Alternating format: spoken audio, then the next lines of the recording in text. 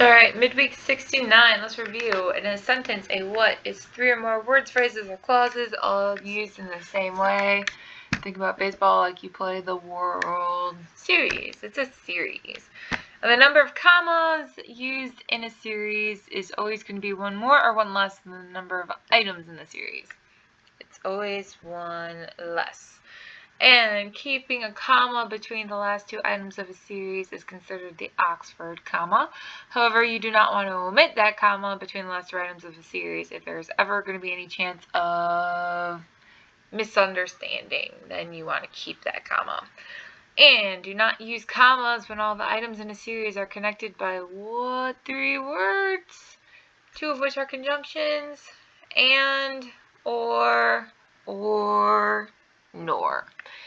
And use a comma between two adjectives, even though they're not in a series, whenever they modify the same, what part of speech do adjectives describe? The same noun, and are not connected by a, what part of speech combines things? I almost accidentally said it. It is a conjunction, by a conjunction. Alright, so we often interrupt a sentence to insert an expression that's like an aside from our main thought. In speech, we keep such expressions in the background by dropping our voice or pausing before and after, but in writing, we keep those expressions by using commas. So if we are going to punctuate the interrupting expression here, we have the stories on the whole are lacking in originality. We would need commas where? Around on the whole, right? One comma after stories, one comma after whole. So there's several types of interrupting expressions. Any of them can be omitted from the sentence without damaging the meaning or completeness of your sentence. So like with that sentence, we could have just said like the stories are lacking in originality. Makes sense still, but the on the whole part interrupts it. So put commas around the interrupting expression. The refreshments, by the way, were excellent. So what needs commas? By the way, right? Not necessary to the sentence. Just the refreshments, comma, were excellent would be fine. But comma after refreshments, comma after way. So these common interrupters are known as circle, star, highlight, parenthetical expressions. Parenthetical meaning like paragraph. We often add these words and phrases to sentences to make their meaning clearer or more empathetic, or to tie them up with the preceding sentences, all sorts of reasons. So the most common parenthetical expressions to circle, star, highlight include, however, of course, for example, after all, therefore, by the way, nevertheless, and if possible. So the cake was a failure after all our efforts versus Freddie, after all, is only 10 years old, in which sentences after all needing commas because it's really acting like an interrupter to the thought. It would be B, right? Freddie is only 10 years old is really the main thought here. And a few more to circle, star, highlight. Ooh, I did not mean to zoom in like that. Zoom out. Sheesh, too close. Sorry. Circle, star, highlight these ones. Perhaps, on the whole, on the other hand, it seems, I suppose, on the contrary, and generally speaking. So the coach, I suppose, was very pleased, versus I suppose that the coach was very pleased. I suppose it needs commas because it's interrupting in which sentence? A, right? The coach was very pleased is really the gist of that sentence. So, insert the necessary commas. She loves to sing, for example, after everyone has gone to bed. Where's my interrupting parenthetical expression? That would be what? For example, right? So comma after sing, comma after example. Sometimes, though, where there is so little interruption, if any, the commas kind of only add to making the reading more like jerky and awkward. So like, for example, of course I'm going. If we were to put a comma after of course, it'd be like, of course I'm going. And it's kind of like, you don't really need that. Or like, perhaps you will find one. You don't really need perhaps, comma, you will find one. So in those cases, you don't necessarily need the comma. So if we therefore send a telegram versus we decided therefore to send a telegram, which sentence would you use commas because it really is interrupting? In B. So when the word well, why, yes or no is used as a sentence opener, it is generally followed by a comma. Circle, star, highlight. So if you're going to punctuate the following sentences, well, maybe you're right, and why this is a surprise. Where should you put your commas? One after well, one after Y. Easy enough. Answers if you need them. Moving right along. So same type of thing. Yes, I agree with you. No, I didn't see Joan. You should put commas where? After yes, after no. So we often use a not phrase to show what we do not mean in contrast to what we do mean. And such phrases require commas because they are strong interrupters. So like the company, comma, not the salesman, comma, is to blame. You need the commas there because it is a not phrase. To punctuate the following sentence, graphite, not oil, should be used on locks. Where do you need commas? Around not oil, right? Because it's, again, emphasizing that it's not oil, it's the graphite that should be used on locks. It is the wave of the cloth, not the color, that excites the bull. What needs commas? Not the color. So comma after cloth, comma after color. Again, emphasizing that it's this, not that. Alright, appositives. Remember, appositives are nouns or pronouns, often with any modifiers that come after another noun or pronoun to better explain it. So like Mary Lou Williams, comma, a composer, comma, spoke to the teenagers. A composer would be the appositive telling us who the heck Mary Lou Williams is. So can this appositive be taken out of the sentence without damaging the meaning or completeness of the sentence? Absolutely yes, right? Mary Lou Williams spoke to the teenagers is still a sentence. Answers, if you need them. So whenever you have an appositive, you want to set it off with its modifiers with commas because it's not essential to the sentence. Circles to highlight, appositives need commas. Stay highlighted, gosh darn it, whatever. So our principal, an enthusiastic theater fan, attends every show. So what needs commas? An enthusiastic theater friend, right? Because it explains who the heck the principal is. Why is this misspelled? Sheesh. The cheetah, the fastest animal in existence, has been known to achieve a speed of 62 miles per hour. So what needs commas? The fastest animal in existence, right? It tells us what the heck the cheetah is, in case you didn't know. Okay, now a direct address refers to a noun or other identifying words with which we sometimes interrupt a sentence to show to whom we are speaking. And if you're in creative writing, you've already done this with your poems, right? We directly addressed a person by name. So circles to highlight that if you haven't already. So like, comma, Nancy, comma, that you're always welcome. Is the noun Nancy essential to the sentence? No, because we can just take it out and say, that you're always welcome, and it still makes sense. So use commas to set off direct address because it interrupts the sentence and is not essential to its meanings. So set off the direct address with comma. Our team, my friends, needs your full support. What needs commas? My friends, right? Because we are directly addressing my friends. It's talking to them. Again, with that spelling.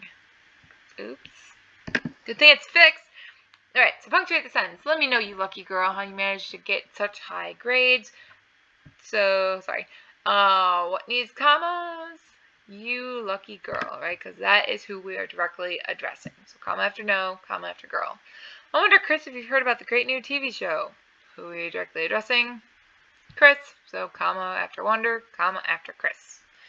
Alright, now dates and addresses, the commas for those are probably the most difficult for people to remember. So the date in the following sentences consists of 3 parts. So we have on Sunday, comma, July 9th, comma, 1961, comma, the new church was dedicated. So after the first part of the date, is there a comma both before and after each additional part? Yes, right, because we have it after the day of the week, after the actual number date, and then after the year, because this whole thing is a prepositional phrase. The Alice Company of 240 Oak Street, comma, Dayton, comma, Ohio, 45417, comma, will send you a catalog.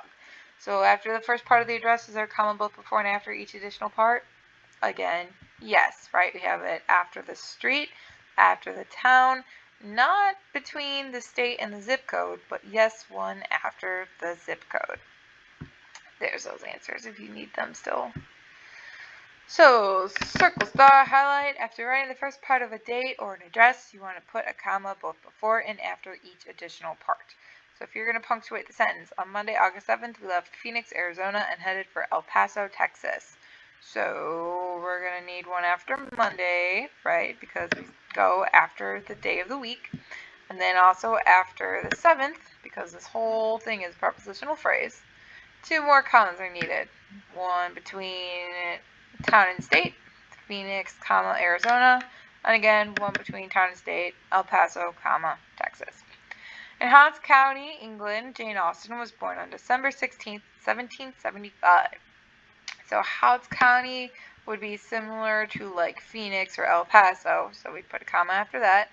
This whole thing is an introductory prepositional phrase, so comma after England. And then when was she born? On December 16th, comma, 1775, right? We separate the year from the physical date. So one-part addresses set off with commas only when there's no preposition such as of, at, or on to connect it with the rest of the sentence. So like Andy Shaw of 778 Montclair Avenue was winner versus Andy Shaw 778 Montclair Avenue was winner. The one-part address that requires commas would be sentence B. And why? Because there's no preposition like there was in A. So the Speedy Cleaners at 600 Main Street give 3-hour service on request. If we took out the at, would we need commas? Absolutely yes. More answers. So because we as modern people tend to get lazy, we tend to eliminate any unnecessary commas. And many publicans, they take out commas and dates when only the month and the year are stated, and it's still considered okay. So in May 1961, construction of the bridge was started versus on May 27, 1961, construction of the bridge was started. Which sentence could do without the commas? A, only because there's no 27 there. So insert the necessary commas. If it's correct, just write none. It is doubtful, however, whether any good will result from the change. So remember, we're keeping in mind direct addresses, parenthetical interruptions, and dates and addresses. The rules for all three. So what needs commas? However, it's interrupting. So comma after doubtful, comma after however. Let me know, Laura, when you're well enough to have visitors. So what needs commas? Our direct address, Laura. Comma after no, comma after Laura. Mr. Higgins, the school counselor, understood how Tim, a new student, felt on his first day in high school. I forgot, too, there's also the appositive rules, right? So what needs commas? The school counselor, right? Because that's who Mr. Higgins is. So comma after Higgins, comma after counselor. And 2 more. Tim, comma, a new student, comma, because that tells us who the heck Tim is. More answers if you need them. Yes, we must realize, my young grasshoppers, that failure is often a stepping stone to success. So when the yes comes in front, what do we need? Comma after yes. And there's also the rules of the direct address here. Who are we addressing? My young grasshoppers. So you need comma after realize, comma after grasshoppers. It is human failure, not mechanical failure, that is responsible, as a matter of fact, for most of the slaughter on our highways. So we've got the interrupting phrase of not mechanical failure, right? Because remember, we're emphasizing that it's this, not this. So commas after failures. And then 2, what interrupts? As a matter of fact. So comma after responsible, comma after fact. The Liberty Bell cracked on July 8, 1835, when it was tolled for the death of John Marshall, Chief Justice of the United States. So commas for dates mean we need one after July 8th. And then who the heck is John Marshall? He is the Chief Justice. So we need a comma after Marshall so that this whole thing could be the appositive telling us who the heck he is. Well, the interview, by the way, lasted for over an hour. What would we do here? We would need a comma after well, because it's coming in front. And then what interrupts it? By the way. So comma after interview, comma after way. I wonder, Ryan, if you ever see our old neighbors, the Kennedys, at church. So we are directly addressing who? Ryan. So comma after wonder, comma after Ryan. And then 2 more. Who's the positive? The Kennedys. That is who our neighbors are. So comma after neighbors, comma after Kennedys. And then the Chinese Telephone Exchange, 743 Washington Street, San Francisco, California, 94103, welcomes visitors. Oh my gosh, so many are needed here. So first we need one after exchange, only because there's no preposition like at or of here. Then remember we need one to separate street from town. Then we need one to separate town from state. Do we need one to separate state from zip code? We do not, but we do need one after the zip code, which means here are all your answers. It's a lot of rules, especially with those addresses and dates, which is why commas can get really confusing for people to keep track of. But as long as you have this midweek next to you while you do the worksheet, you should be okay. But let me know if you still have questions.